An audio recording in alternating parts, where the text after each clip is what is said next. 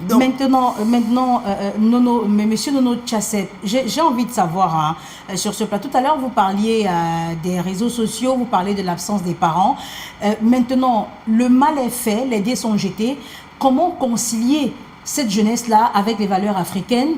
Comment faire en sorte que ceux qui ne se donnent pas encore à ces pratiques-là parviennent c'est-à-dire à se remettre en question et à retrouver le bon chemin? ok. Tout comme les causes sont multiples, la responsabilité également d'agir est collective. Donc c'est une synergie d'action que nous devons mener. Et en fonction de chaque cause, chacun doit pouvoir s'identifier, du jeune lui-même, aux parents, à la société tout entière ou aux responsables étatiques et scolaires. Tous, nous avons un rôle à jouer. C'est pour cela que je vous ai dit d'entrée de jeu que je lançais tout à l'heure en offre, que je lançais le mouvement Jeune Respo. Pourquoi je lance le mouvement Jeune Respo? C'est quoi le mouvement Jeune Respo? Le mouvement Jeune Respo, c'est un message, c'est un mouvement, je dirais, idéologique, que je lance pour armer les jeunes et les parents à faire face à ces difficultés. Ça, c'est ma responsabilité en tant qu'éducateur, en tant que formateur. Le mouvement Jeune Respo, c'est un mouvement, par exemple, qui a deux messages clés. Deux messages clés, c'est-à-dire pas de smartphone avant 16 ans.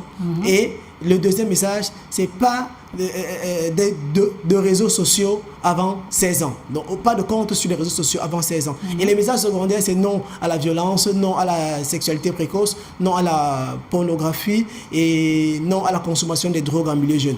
Voilà, par exemple, un mouvement que je lance.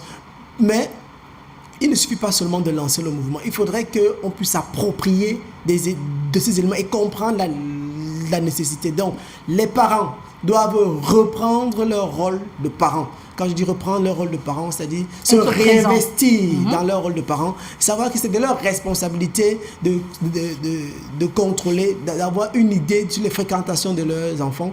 C'est de leur responsabilité d'éduquer, d'accompagner leurs enfants, même si aujourd'hui ils vont prendre le prétexte qu'ils n'ont plus de temps.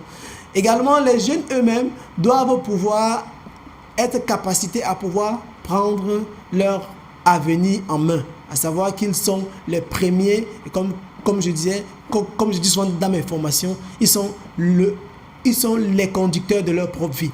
Personne ne viendra conduire leur vie à leur place, même pas leurs parents, parce que tous les autres qu'ils embarquent ne sont que des passagers. Au niveau, bien sûr, étatique, c'est le moment également de mettre sur pied des politiques, mais également de se faire accompagner. L'État également a besoin de se faire accompagner par des personnes qui peuvent concevoir des programmes, par des personnes qui peuvent former des formateurs. Par exemple, on pourrait recycler les enseignants qui passent le clair de leur temps avec les élèves, ne serait-ce qu'à la détection précoce, mais aussi à l'écoute précoce, pour qu'ils puissent, dans un premier temps déjà, discerner. Pour beaucoup d'enfants, beaucoup d'adolescents qui manifestent, qui se retrouvent dans des conduites violentes et obscènes, c'est tout simplement l'expression d'un mal-être profond, d'un mal-être qui peut avoir qui peut avoir des origines sur le plan familial, qui a très souvent trouve souvent ses origines sur le plan familial.